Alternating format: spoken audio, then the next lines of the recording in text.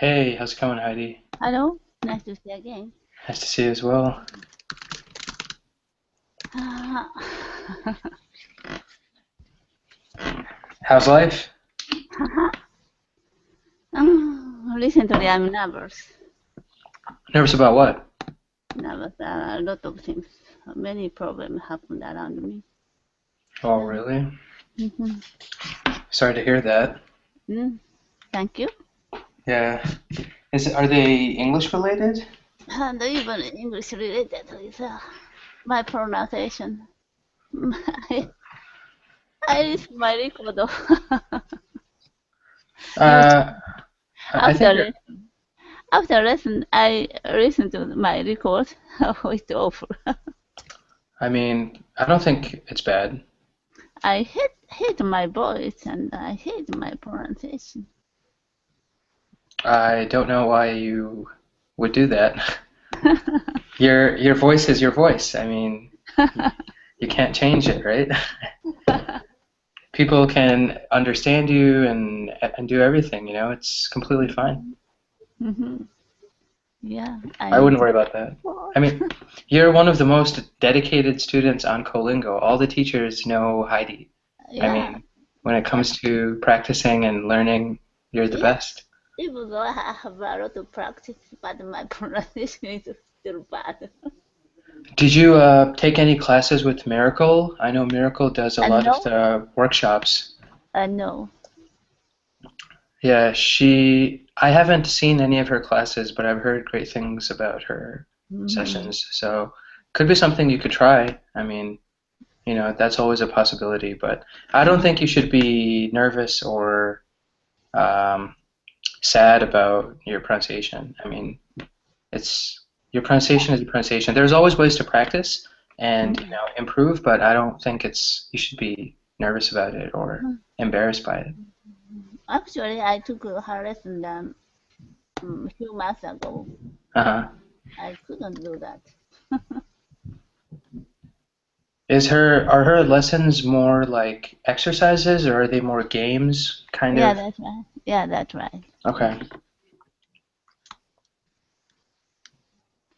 For example, air. I at that time I needed to say air, air, air, air, air. He said, "Oh, you open your throat." I Uh-huh. intended to open my throat as much as I can, but your throat is very tight, like air, air. Air, yeah. But I tried air. I can't I do mean, that. honestly, I don't think it matters. As pronunciation, English is such a varied language, right? There are so many Mm, places in the world, and English is such an international language that mm, there's really no, every country has their own like specific accent. If you go to South Africa, they have a different mm, accent than New Zealand, than India, than mm. China, than Japan. It's an international language, so there Yeah. is no right way to pronounce a word,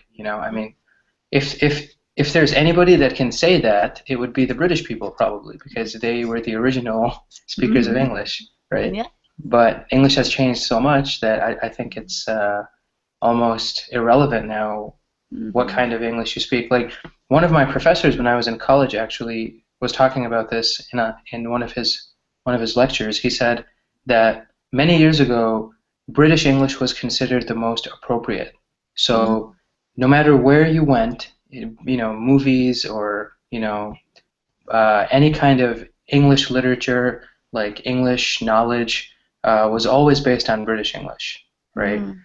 And like if you wanted to be a reporter for BBC for an international news agency, you would have to speak with a British accent. Or Mm. besides, maybe outside the United States, if you wanted to work in Europe, if you wanted to work in India or in any Mm. of the other English-speaking areas, you had to have a British accent, right? Yes. Now, but now things have changed. Like the BBC Mm. employs Indians with Indian English accents all the time Oh, because really?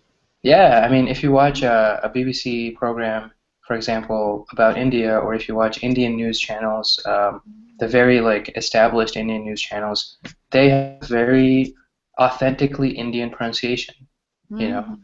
because British speakers and English speakers in general have learned to embrace the Mm. different accents. I mean, it's such an international language now that it's impossible to say this is the right way to pronounce things or this is whatever. Depends on the location. I mean, I would sound very weird in India, Mm. Mm. or in South Africa or in New Zealand. But in the United States, I sound normal. But in other countries, people listen to me and they would immediately say, "Okay, that guy's from America," you know. Mhm. But I mean, so it's just what it is. I mean, it depends on how you learn it, uh, where you learn it, from who you learn it. You know, Mm. I learned it here from Americans and my parents. My parents have British English. My parents' pronunciation is completely different from my pronunciation. Oh. Mhm. Yeah, so even in the same house, we have my sister and I both speak like me, very like American accent English, but my parents speak very British accent. So, Mhm. um, yeah, like my dad, he can't pronounce certain words. Like if we have to say, I don't know, like what do we say in English?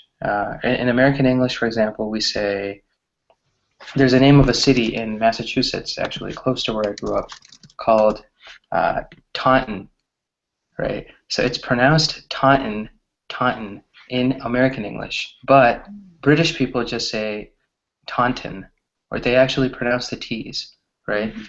Another word is these are many of these are locations. So the state in the eastern United States named Connecticut, right? Mm. My dad has a very difficult time saying Connecticut. He thinks it's Connecticut, you know. Mhm. He Mhm. says it how it's written, right? So many parts of the world, people say, I mean, English radically different ways. So I mean, you should be proud of your accent. It's uniquely Heidi. You know, nobody else has it, so that's good. Mhm. Thank you. Yeah, absolutely. No, I think if there's any way I can help, let me know. I'm not a big pronunciation expert, really. I think pronunciation, I have a more relaxed attitude to, pronunciation because I think if you understand the person and they're speaking perfect grammar, then that's perfect for me. Mhm.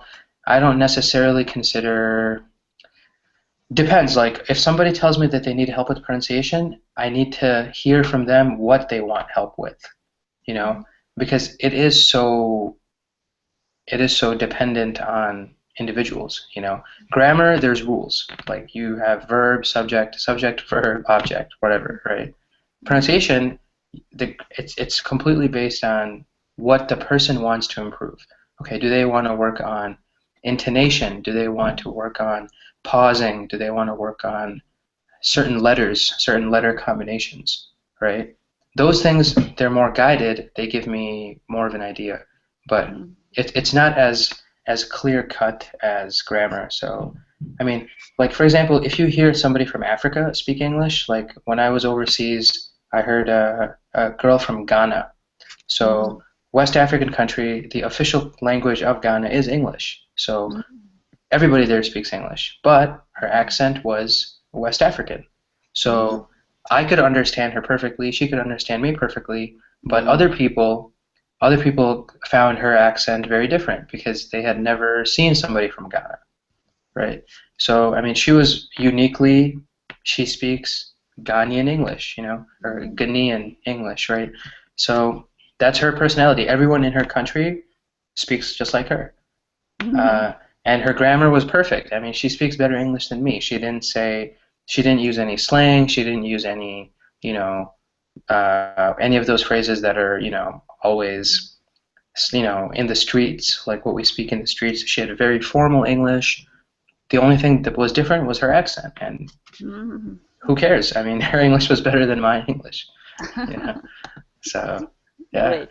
absolutely, absolutely. So, Heidi, let's get started. Doesn't seem like there's anybody else joining Yeah. immediately. Today, we are going to talk about our favorite topic, those homographs, homonyms, heteronyms, and whatever that last group was, right? Yeah, Uh, yeah. do you have that PDF that I sent to you? Yeah, before, yeah, I received it. You received it. Okay. Do you have it right now to open, or do you want me to screen share Okay. when I? Yeah. I, If you have it close by, we could look at you could look at yours. I can look at mine. I'll also screen share mine so that you have access to it, so that we can follow along, right? So that's going to be the grammar part, and then on the article side, we are actually going to be looking at the Olympic flame having come to Russia, right? So the Olympic flame is that ceremonial flame that arrives in the country that's hosting the Olympics, and usually it's taken around on a tour, different parts of the country. So the Winter Olympics in 2014, next year, are going to be in Sochi, Russia.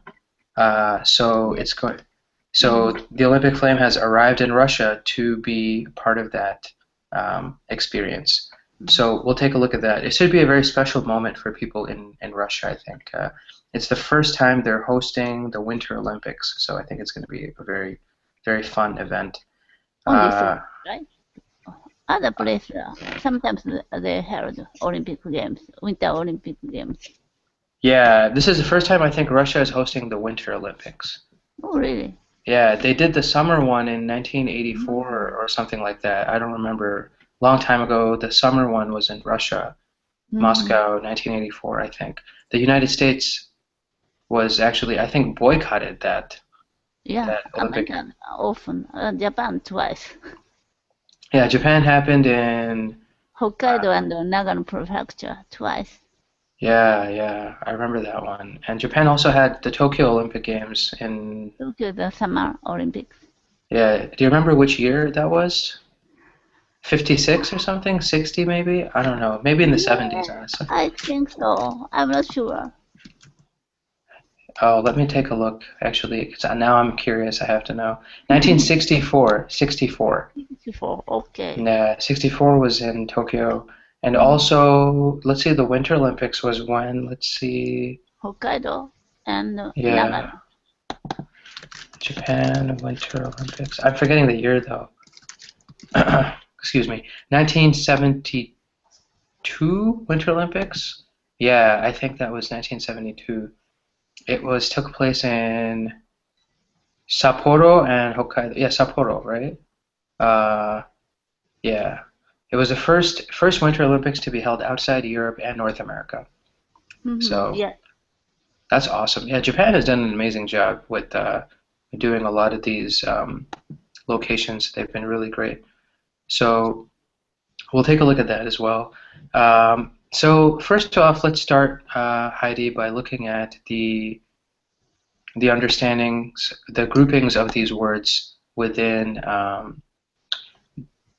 different categories. So when we look at these homonyms, homographs, let me quickly screen share so we can both see what we're talking about. I just have so many windows open right now. Mhm.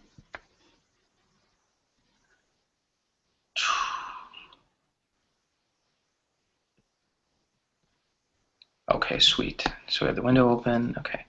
So when we look at homonyms, so before we get to that category, actually, actually, I'll just go right to the document because it doesn't make sense to switch back and forth. So, okay, let's screen share this document. So when we take a look at homonyms, right, the great thing about this categorization is that really there are just a few groups that we need to worry about, right? And it's not really grammar based; it's completely word categorization in this case. So we will look at it. We will look at these examples, and we will look at kind of ways that we can make them. So homonyms are two words that have the same pronunciation but a different meaning. And there are two categories of homonyms, right? So one category has the same spelling. So that's this category right here, where we have same pronunciation, same spelling, but different meaning. Mhm. And the category of homophones, on the other hand, is same pronunciation, different meaning, and also a different spelling. So we have right versus right, for example, as an example of a homophone. So before we look at this a little bit more detailed, what's an example of one of these non-homophone homonyms, Heidi? Homophone. Same spelling homophone. Uh, mean, mean. Need and need? Yeah, mean. It's the Oh, same spelling and the same sound. yes, right. But So, what's different. this? Yeah, fantastic. What's the spelling of that word? Uh, MEAN mean. Yep, yep. Mm. Fantastic. MEAN. So, let me actually make a new text box here if I can do that. One meaning is a literal mean, and the other is a change your, you Yeah, know. right. Exactly. The first one is like when you are meaning something. There's actually three. There's actually three meanings of mean, Oh, right? really? Yeah. So the first one is like you're a stingy person. The Mm-hmm. second one, the second one is if you are. The second one is if you are a. Let's see. Let me make this a little bit bigger. Sorry, Heidi. To zoom in. So the first one is if you're a stingy person. The second one is like, what does this mean? Yeah. Right? So meaning, and the third one is actually the average. The average of a bunch of numbers is called the mean of Ah, those numbers. average. Okay. So for example, the mean of 20 and Mm. 10 is 15. Mm-hmm. I So see. this is a yes, this is actually a triple uh, non-homophone homonym, right? Mm-hmm. Because Yes. these are non-homophone homonyms, right? So let's take a look at homophones, regular homophones. Yeah. What's an example of one of these? They have different spelling. For example, meet. I want to meet you. And another thing is food. Yeah, exactly, right? Great. So the first example is meat. The second one is meat. And yep, that's absolutely right. So we have meat, and then there's actually another one of these, Heidi. Hmm? Yeah, there's another meat with a different spelling. Oh. Yeah, it's actually Mete. Do you know what that one means? Mm-hmm. Meat. Meat. Comfortable. No, actually, this Meat. one, Like climate. No. no, this one actually means it's a verb, right? And it means Mm. to deliver something. Oh. So, and it's a very specific word, Heidi. It's advanced Mm. English. Meeting in this example means that you are delivering justice. Usually people say, and he was meted out justice. For example, we use this for evil people, for really bad people. Like if you're talking about people like, Saddam Hussein, right? Saddam Hussein was meted out justice. He was killed and he Mm. was meted out justice, meaning that they delivered him the justice that he deserved, right? Mm-hmm. They killed him, whatever, because he was a bad person. They meted out justice. So that's always a fascinating thing for me that I actually can think of a bunch of homophones like that. That they're usually not. Other thing is sweet. Yeah, so sweet meat, right? Taste of sweet, and another thing is the hotel suite room. Oh, what is that called? Yes, right? Fantastic. So the first one is the food item, right? Yes. And the second one is the hotel suite, Yes. right? Fantastic. So that's another example of one of these. Because before I thought a suite room is something hotel offers some suite.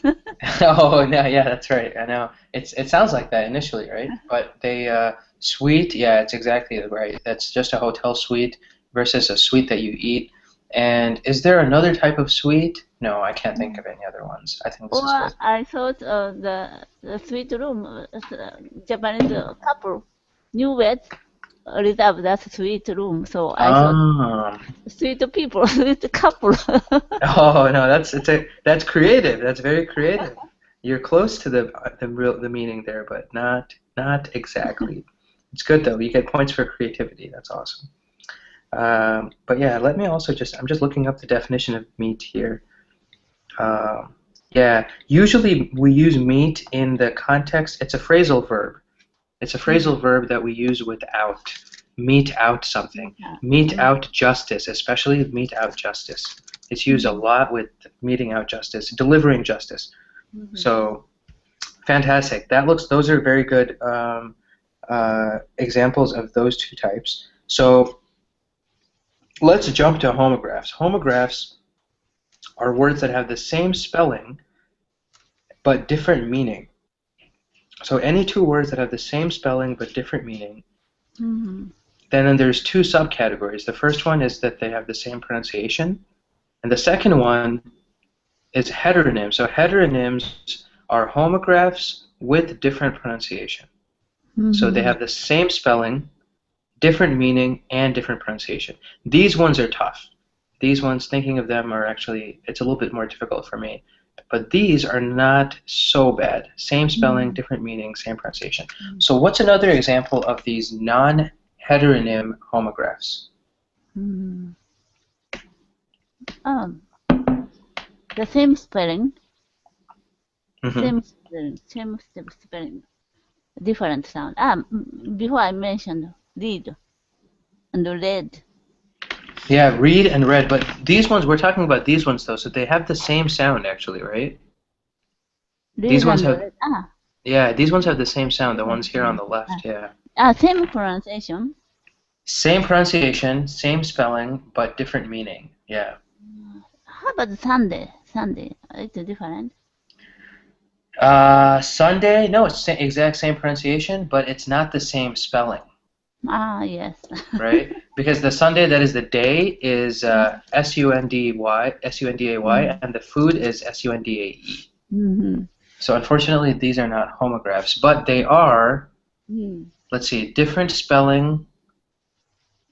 Oh, Sti- I'm sorry. no problems. These are different spelling, different meaning, and so these are homophones, right? Sunday and Sunday are actually homophones because they are different spelling, same pronunciation, but different meaning. Mm.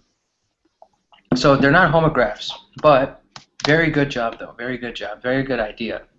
Um, what else? What else comes to mind? Same pronunciation, same spelling, but different Ah, meaning. same, same, same. Course. Yeah, right. Flu, flu, flu.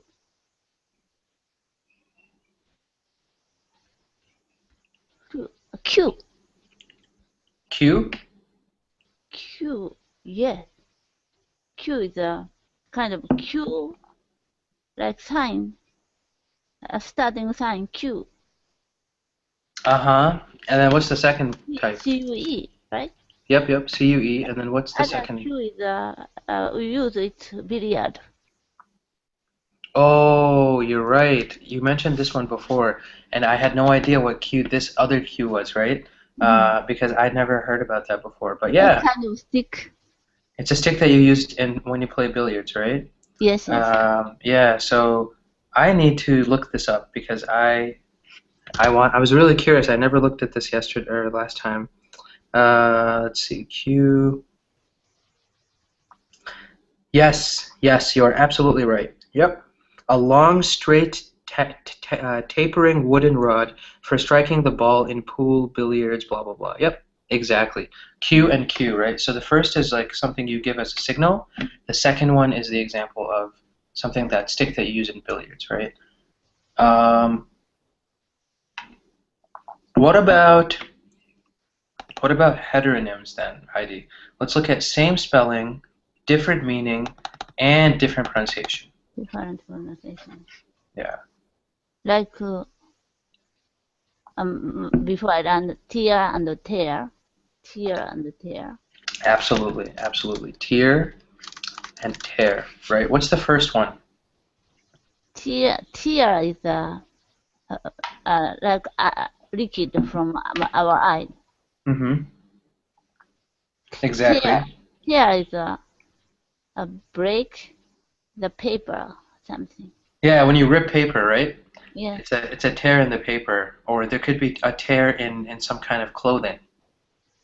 Like if you cut some clothing by accident, then that's a tear in the clothing, right? Fantastic. So those are both examples of heteronyms, different pronunciation. That's really what's key, right? Different pronunciation, same spelling, different meaning. Can we Yes. think of another example of a Pair, heteronym? pair, Pair. pair Mm. of pair of pants. pair of glasses. Yeah, this one is really good. Well, And they're the not other this. is to pair the ring apple. I pair the apple. Oh, but is it both the same spelling? I don't know if if the Different, Apple one is spelling. different spelling. Yeah, but we have to Apple. have this. P-A-R-E. Yeah, but we need to have the same spelling for homographs. Ah, same. Yeah, right. That's what makes it confusing. I'm So, sorry. oh no, that's fine. I'm thinking of this as well. Pair. Yeah, pair doesn't work unfortunately, but let's think of one that But pair, maybe. pair the verb and the noun both pair. And I pair Uh, the apple and the pair of apple. Pair is like skin. yeah, this one is the same. Well, this one it only has this one meaning, right? So Mm. pair has the same. This is the only spelling for that word, right? The other one where it's a couple would be this pair, and then the fruit is this pair, Mm-hmm. right? So it's three different spellings, but also three different meanings, right? Yeah. So not this one, but let's just think of one more. Let's think of How about the flash? Flash. flush something Yeah. Some like this light. one. Other is verb. Verb and noun. Yeah, but are these different pronunciation though? Are the same pronunciation. Yeah, it's got to be a different pronunciation, right? Hmm. So we said before, we said, for example, tear and tear, right? Different pronunciation. Yeah. Yeah. I see. I see. Yeah, it's confusing, isn't it? Yeah.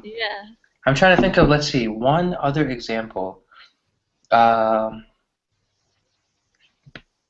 Verbs are really good. Verbs that are also nouns are really good. Um,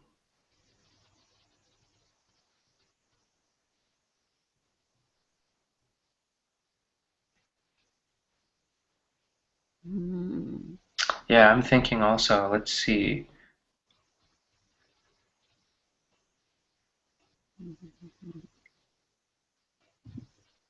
Different sound. Yeah, it's got to be a different sound. That's what's really, like, sometimes that's what's really For confusing. example, and am AM and and then, I am and am is a kind of time. oh, yeah, I don't know if that one will work. That's good. Like the AM and AM, this one? Am PM and I am. Yeah, but the pronunciation for that is, I guess, yeah, different pronunciation, right? But AM is really not a word, right? It's just an Mm. abbreviation. Yeah. Let's think. One more. I can't believe I'm taking so long on this. I usually figure something out. Let's see. What are some verbs? What are some verbs that are really Second is the same. Second.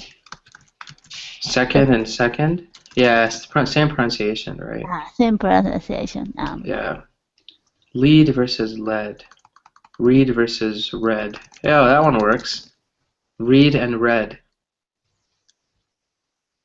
right? One is a past tense Mm-hmm. of read, and the other Read one and is read. Yeah. yeah. But it's the same verb, so I don't know if it's really like Mm. a good example. Let's see. I am going to figure this out. Same spelling, different meaning, different pronunciation. Okay, let's take a look.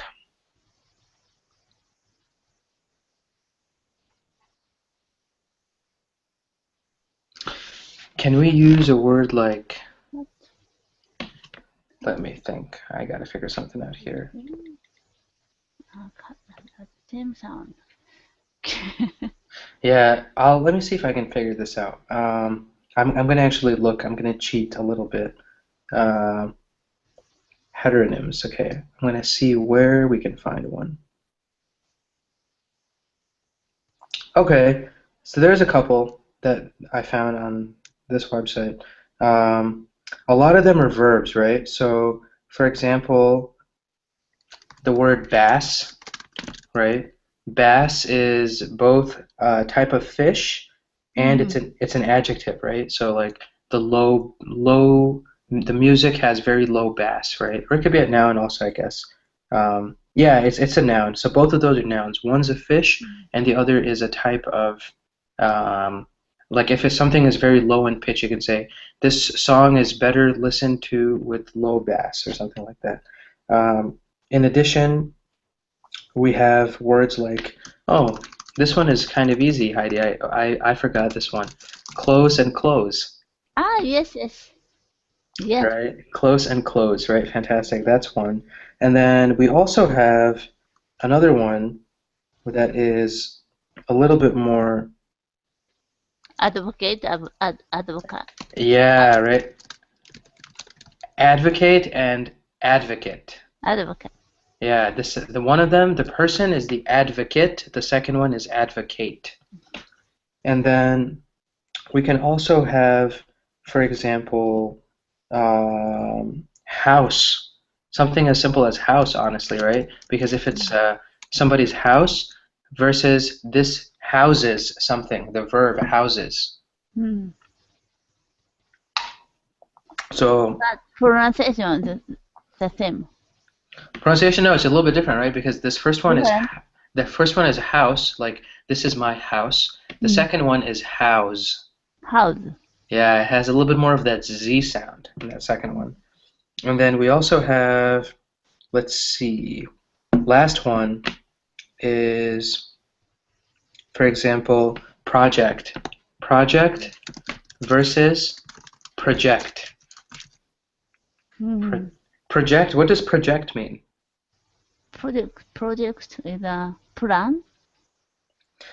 Uh, yeah, well, one of them is a verb and the other one is a noun, right? So, which if I say project, project is the noun, and Noun. project is the verbs. Do you know what project means?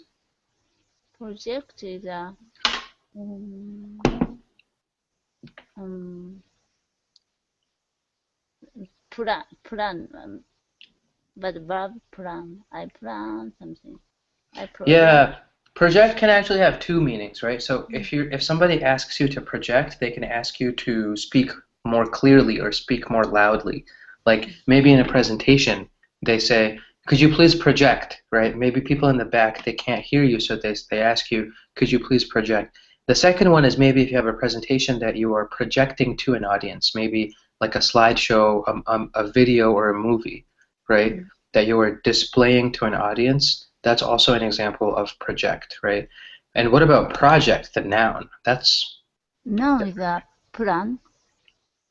yeah, a plan or something that you're doing, right? So something that you have to get done, something you have to finish, right? This is my project for tomorrow or whatever, right? Yes. So yeah. So really, Heidi, the most important thing about this lesson, which is I have this at the bottom, the take-home message. Yeah. Heteronyms is most difficult. Yeah, heteronyms are the most difficult. They take a very long time to just think about. Mm. But the real idea is in English, we see words that are pronounced and or spelled differently, and they Mm. may have changes in meaning as a result, right? So that's the biggest lesson, biggest thing about this lesson, that we have many times in English, we have pronunciation differences, we have spelling differences, and they may cause Mm.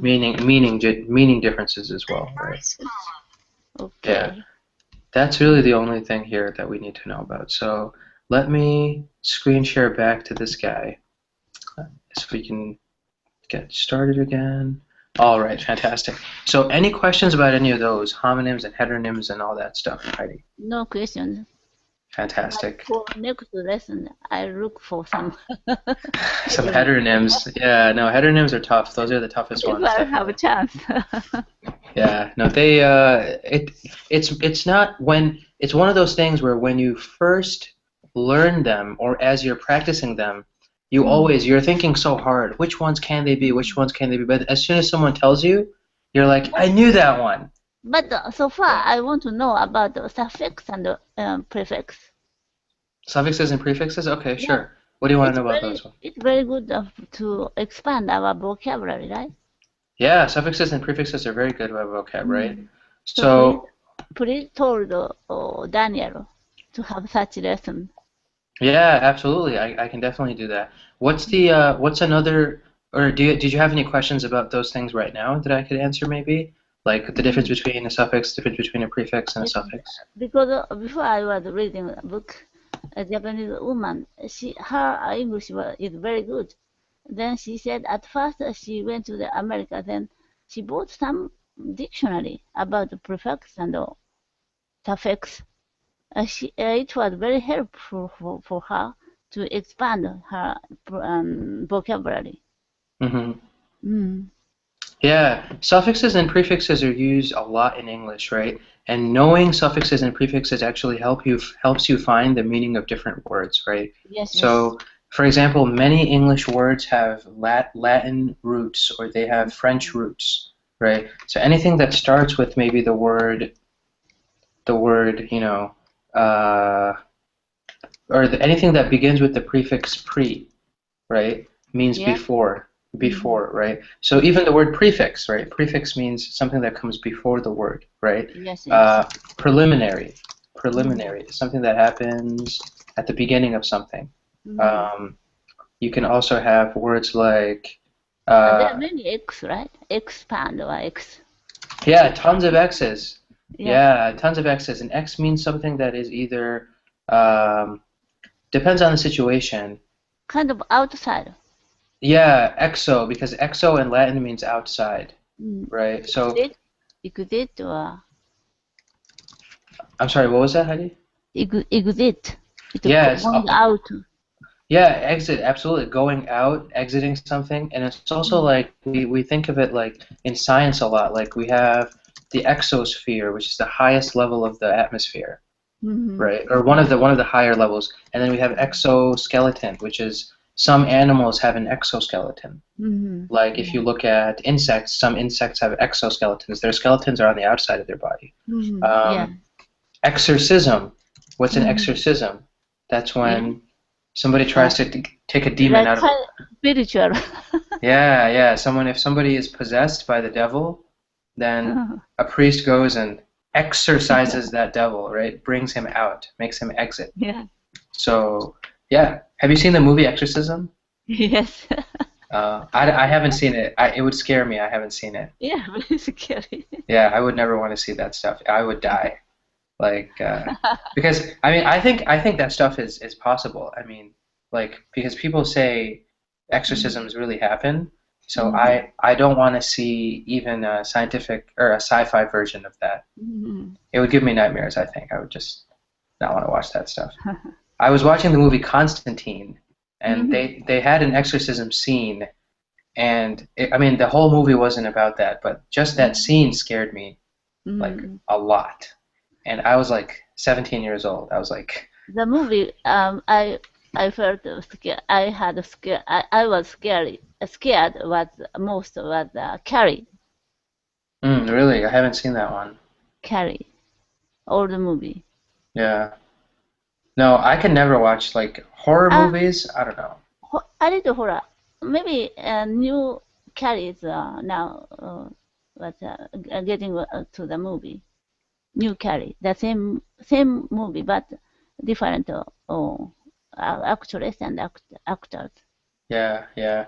I don't know, honestly. I feel like a lot of these a lot of these horror movies, some of them Mm. are stupid. Like the Scary Movie, like Scary Movie 1, Scary Carrie Movie has 2. superpower. Oh, she has superpowers. Superpower. And Nice, then nice. she was a little dark and dirty girl. The Uh-huh. mother forced her to wear something clothes. It's much different from other girls. So she was bullied in the school. She went to the party. She wore the very beautiful dress. She was much different from usual. So other girls had some um, tried to revenge, not revenge, to bully her in the party. Uh-huh. So she got angry. She used a superpower. Though many students got injured. Oh, wow. This is like before Harry Potter superpowers. Yeah. That's good. To me, superpowers now means like Harry Potter or comic books like Mm. Marvel and the other kind of comic books. So interesting, interesting. Great stuff, Heidi. Any questions about any of those other things we talked about, though, those heteronyms and stuff like that? No question. Mm. Okay. Let's get started then with our article, and let's take a look at what's going on in Russia, in Sochi especially. So let's see where the link is real quick, and we'll get started. So we have, okay, so this is from Global Post magazine, which I recently have actually begun to like a lot. They have some good programs, some good articles every once in a while. So let me also screen share so we can see this guy. Right. Okay, so Olympic flame arrives in Russia ahead of Sochi Games. Putin oversaw the cauldron lighting ceremony in Red Square. The Olympic flame arrived in Moscow on Sunday ahead of next year's Winter Games in Sochi that have been marred by protests over President Vladimir Putin's perceived crackdown on dissent. The cherished symbol of world peace and international camaraderie was lit in Greece's ancient Olympia on September 29 and officially handed over to a Russian delegation in Athens on Saturday. The torch was flown into Moscow's Vnukovo 3 airport, reserved exclusively for VIPs and officials, before being rushed in a white van to Red Square for a cauldron lighting ceremony overseen by Putin and broadcast live across the nation. The Games will show Russia's respect for equality and diversity, ideals that are so intertwined with the ideals of the Olympic movement itself, Putin declared in a veiled reference to Western criticisms of his policies. The traditional torch relay will kick off on Monday and conclude when the cauldron is lit at Sochi's brand new fished Olympic Stadium at the Games opening ceremony on February 7th. Runners will cover 40,400 miles as they wind their way across Russia's 83 regions, stopping only to see the torch visit the International Space Station on November 7th through 11th. Russia takes great pride in its space program and spent years looking for a way to feature the ISS in the Olympic event. The final plan will see the torch flown to the space station by a special Soyuz mission, while the flame itself remains safely rooted to the ground. The silver and red torch will then be taken out for an honorary spacewalk on November 9th by Russian cosmonauts Oleg Kotov and Sergei Ryazansky. Russian officials have made clear that the torch will not be lit when it boards the Soyuz because of the dangers involved. It would be strange if a cosmonaut went into a rocket with a lit torch, Kotov joked before blasting off for the ISS on September 26.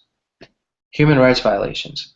Putin was at his diplomatic best when he managed in 2007 to convince the International Olympic Committee to bring the Winter Games to Sochi, a Black Sea summer resort lined with beaches and Russia's lone stretch of palm trees. Russia has since earmarked a record $50 billion of state and corporate money for construction projects aimed at turning Sochi into a global tourism magnet after all the athletes depart. Environmental groups have panned the massive project for its alleged disregard for local flora and fauna, as well as its use of low-cost migrant labor. But some of the heaviest criticism has come from the international human rights groups and governments concerned with what many fear is an increasingly shaky state of freedom under Putin's rule. The Olympic flame can throw the light on the human rights violations that the authorities would prefer to hide behind the celebratory decorations, said John Dalhuisen of Amnesty International. Putin in June signed into law legislation that punishes the dissemination of information about homosexuality to minors, but which activists say can be used for a broad crackdown against gays. The law sparked calls from campaigners and celebrities such as British actor Stephen Fry to strip Russia of the event and move it to a nation that respects individual rights. Putin cannot be seen to have the approval of the civilized world, Fry said in August. Newly elected IOC President Thomas Bach said on September 29 that he had received assurances from Russian officials that the anti-gay propaganda law would not affect athletes participating in the Games.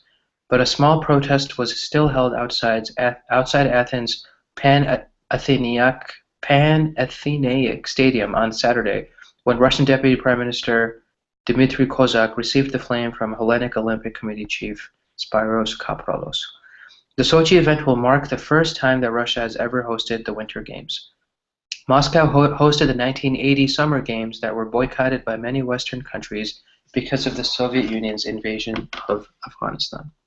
So, a very interesting situation, Heidi. We have this flame is going all across the country. We have a lot of people that are excited, but at the same time, we have a lot of people who are very upset with Vladimir Putin and his, alleged human rights abuses. What's your take on this article, Heidi? Do you think it's a good thing to focus on all this politics, or should it just be about the sports and the excitement about the games? What does it, what does it mean? Dissemination of Oh, great word. Thank you. That's a great question, Heidi. Dissemination means distribution, Mm. right? So if you're disseminating something, you are distributing something, Mm-hmm. right? So, for example, the dissemination of information is spreading information, distributing information to different people. So Putin has made it illegal in Russia or something like that to disseminate information that encourages, or to children about homosexuality. Ah, okay, okay. So, In that case, he, that person will be punished, right?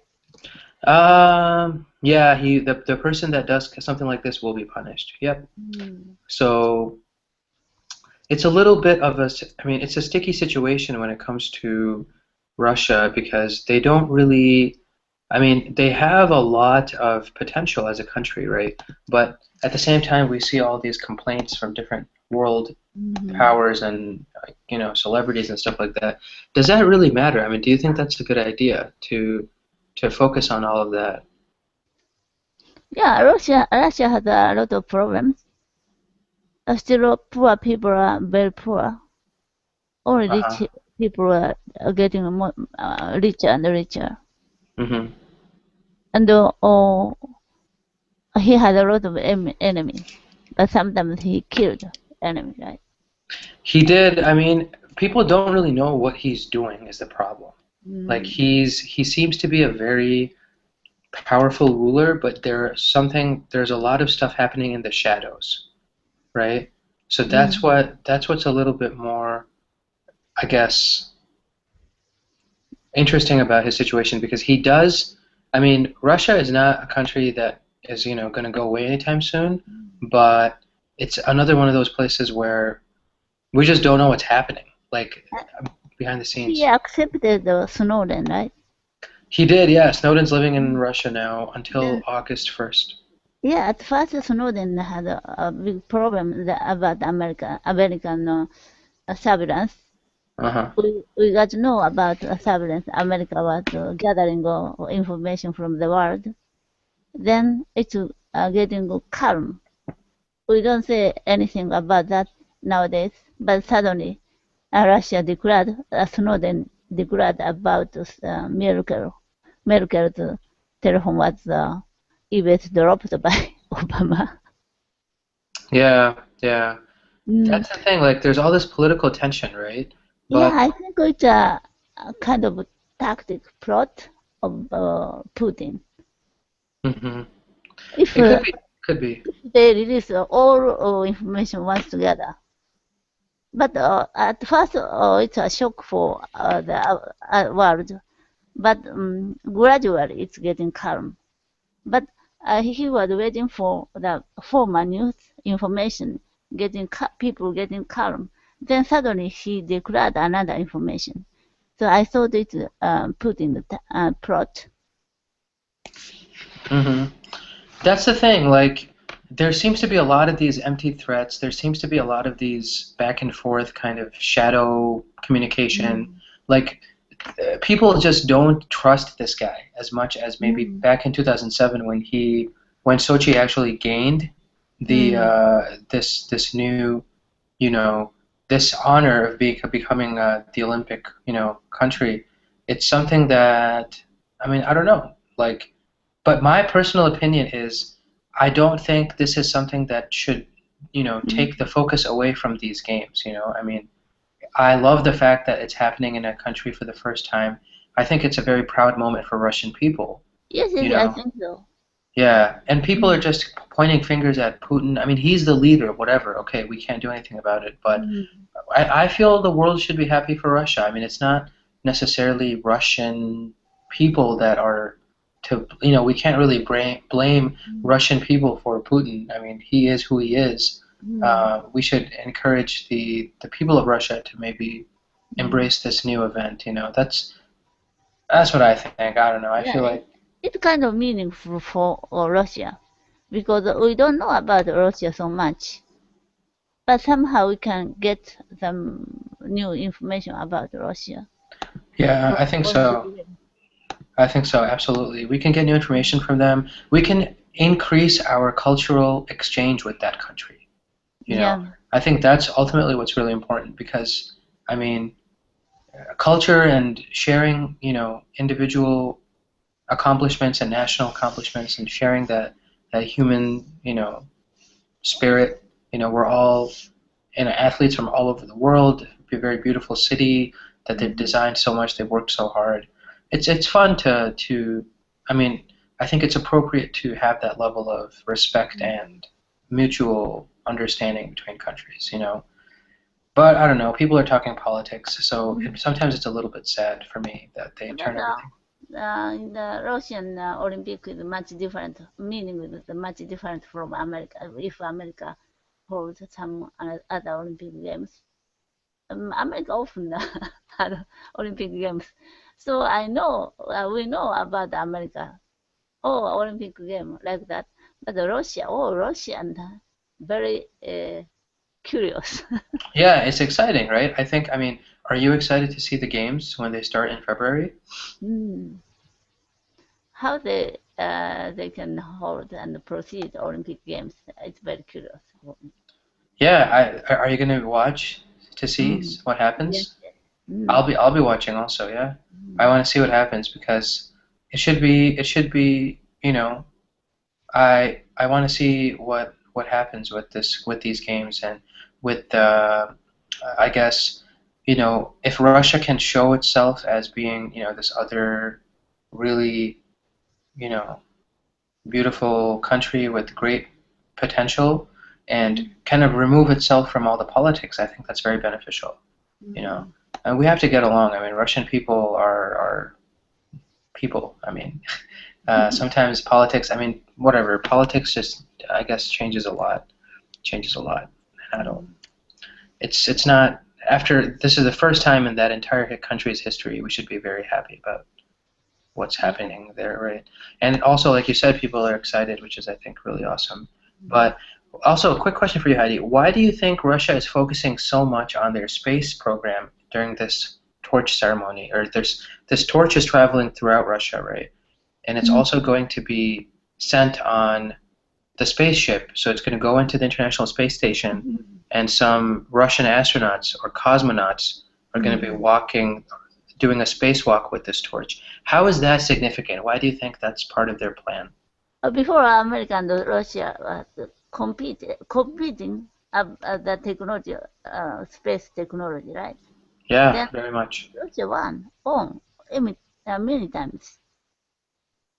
Yeah, Russia sent the first man into space, the first dog into space, but we Yeah, sent the first man on the first moon, though. woman astronauts or Oh yeah, I forgot about that one. many things. Yeah. Yeah, Russia beat us in a bunch of things, yeah. They are proud of that. Um, for other technologies, almost all technologies, the American better than Russia. Hmm. Mm.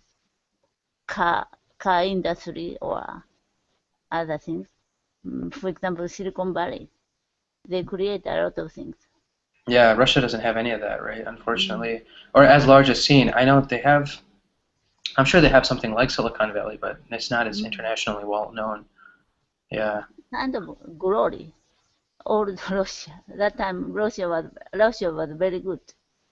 Yeah, people like even my parents sometimes, they talk about when during the Cold War, it was the world was really in a different position, right? I mean, Mm. nothing was really, the two countries were always checking each other, right? Yeah. In Mm. English, when we say checking like this, we mean that they were controlling each other, right? Mm. America did one thing, Russia did the exact opposite, right? Mm, So if America said to sit down, Russia would stand up, mm, right? If America said go left, Russia would go right, you know? So they were just polar opposites, you know, they nuclear powers and mm, very powerful militaries, and so many countries were on the left or on the right, on the blue or on the red. You know, I mean, Russia versus America, right? So, or I should say USSR and versus America. So it was an interesting situation. I mean, my parents say that my dad told me once that when he was a kid, he heard that Russia only needs to put one bomb in each corner of the world, north, south, east, and west, and everything will be destroyed. mm. Right? So I mean, and he was, you know, he grew up in, you know, South Asia. So South Asians had this like feeling of like awe, you know, feeling of like wow, like these countries are so powerful. They can do anything they want, you know. And to a certain degree, that's true. I mean, Russia is still, you know, one of the world's largest military countries and stuff like that. But I don't know. I think it'll be interesting to see what they do after Putin. I mean, how long will this guy be president? I don't know. He's maybe another 5 years or 6 years. I honestly don't know. But what about? So, how are winter sports like in Japan, Heidi? If you don't mind me asking, what do you Ah, guys do? Skiing and stuff? yeah.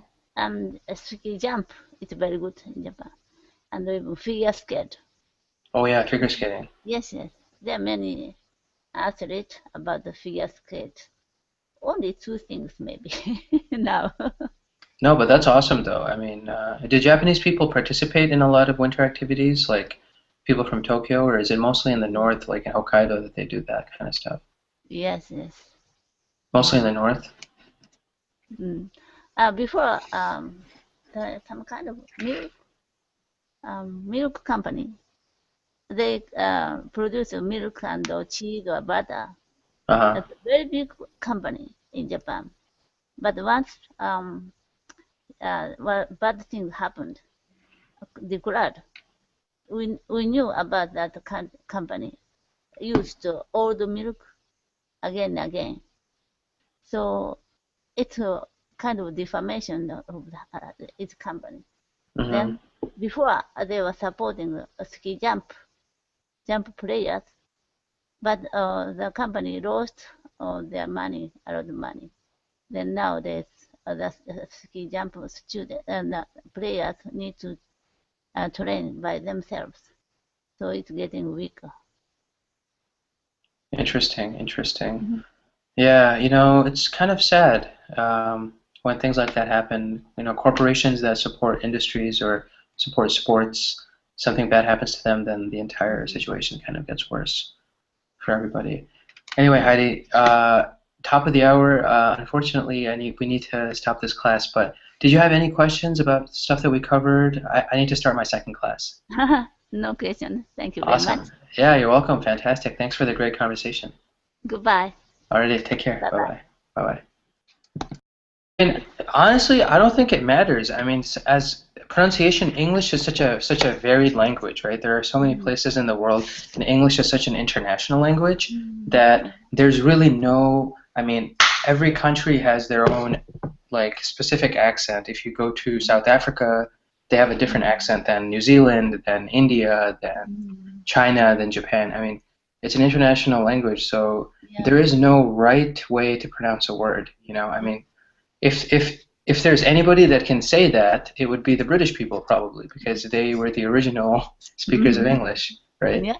But English has changed so much that I think it's almost irrelevant now what Mm-hmm. kind of English you speak. Like one of my professors when I was in college actually was talking about this in one of his lectures. He said that many years ago British English was considered the most appropriate. So no matter where you went, you know, movies or you know any kind of English literature, like English knowledge, was always based on British English, right? Mm, And like if you wanted to be a reporter for BBC for an international news agency, you would have to speak with a British accent. Or mm, besides, maybe outside the United States, if you wanted to work in Europe, if you wanted to work in India or in any mm, of the other English-speaking areas, you had to have a British accent, right? Yes. Now, but now things have changed. Like the BBC Mm. employs Indians with Indian English accents all the time, Oh, because really? yeah, I mean, if you watch a BBC program, for example, about India, or if you watch Indian news channels, the very like established Indian news channels, they have very authentically Indian pronunciation, you know, Mm. because they British speakers and English speakers in general have learned.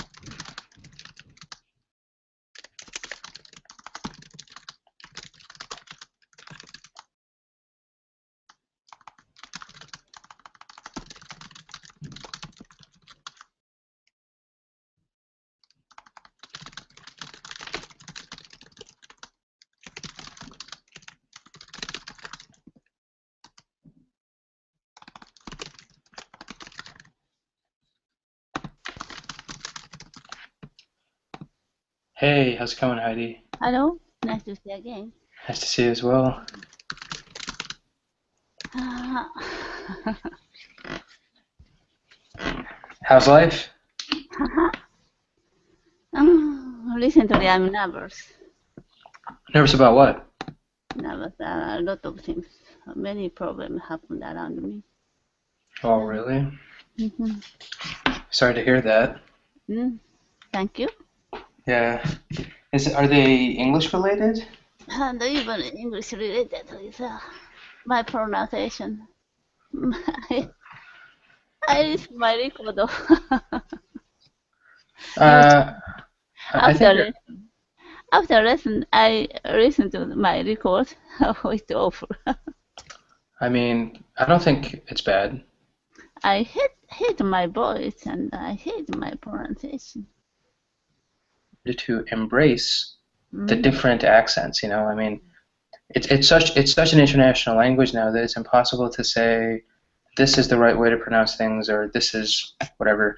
Depends on the location. I mean, I would sound very weird in India, Mm. Mm. or in South Africa or in New Zealand. But in the United States, I sound normal. But in other countries, people listen to me and they would immediately say, "Okay, that guy's from America," you know. Mhm. But I mean, so it's just what it is. I mean, it depends on how you learn it, uh, where you learn it, from who you learn it. You know, Mhm. I learned it here from Americans and my parents. My parents have British English. My parents' pronunciation is completely different from my pronunciation. Oh. Mhm. Yeah, so even in the same house, we have my sister and I both speak like me, very like American accent English, but my parents speak very British accent. So, Mhm. um, yeah, like my dad, he can't pronounce certain words. Like if we have to say, I don't know, like what do we say in English? In American English, for example, we say there's a name of a city in Massachusetts, actually close to where I grew up, called uh, Taunton, right? So it's pronounced Taunton, Taunton in American English, but British people just say Taunton, or they actually pronounce the T's, right? Mhm. Another word is these are many of these are locations. So the state in the eastern United States named Connecticut, right? Mhm. My dad has a very difficult time saying Connecticut. He thinks it's Connecticut, you know. Mhm. He says Mhm. it how it's written, right? So many parts of the world, people say, I mean, English radically different ways. So I mean, you should be proud of your accent. It's uniquely Heidi. You know, nobody else has it, so that's good. Mhm. Thank you. Yeah, absolutely. No, I think if there's any way I can help, let me know. I'm not a big pronunciation expert, really. I think pronunciation. I have a more relaxed attitude to pronunciation because I think if you understand the person and they're speaking perfect grammar, then that's perfect for me. I don't necessarily consider. Depends. Like if somebody tells me that they need help with pronunciation, I need to hear from them what they want help with, you know, because it is so dependent on individuals. Grammar, there's rules. Like you have verb, subject, verb, object, whatever, right? Pronunciation, it's completely based on what the person wants to improve. Okay, do they want to work on intonation? Do they want to work on pausing? Do they want to work on certain letters, certain letter combinations, right? Those things, they're more guided. They give me more of an idea, but it's not as clear cut as grammar. So, I mean, like for example, if you hear somebody from Africa speak English, like when I was overseas, I heard a girl from Ghana. So, West African country, the official language of Ghana is English. So everybody there speaks English, but her accent was West African. So I could understand her perfectly, she could understand me perfectly, but other people found her accent very different because they had never seen somebody from Ghana, right? So I mean, she speaks Ghanaian English, or Ghanaian English, right? So I don't know why you would do that. Your voice is your voice. I mean, you can't change it, right? People can understand you and do everything, it's completely fine. Yeah, I wouldn't worry about that. I mean, you're one of the most dedicated students on Colingo. All the teachers know Heidi. I yeah, mean, when it comes to practicing and learning, you're the yeah. best. Even though I have a lot of practice, but my pronunciation is still bad. Did you take any classes with Miracle? I know Miracle does a lot of No, the workshops. no. Yeah, I haven't seen any of her classes, but I've heard great things about her sessions. So could be something you could try. I mean, that's always a possibility, but I don't think you should be nervous or um, sad about your pronunciation. I mean, your pronunciation is your pronunciation. There's always ways to practice and improve, but I don't think you should be nervous about it or embarrassed by it. Actually, I took her lesson a few months ago. Uh-huh. I couldn't do that. Are her lessons more like exercises or are they more games kind Yeah, of? that's right. Yeah, that's right. Okay. For example, air. At that time I needed to say air, air, air, air, air. He said, "Oh, you open your throat." I Uh-huh. intended to open my throat as much as I can, but your throat is very tight, like air, air. Air, yeah. But I tried. Yeah, I can't I mean,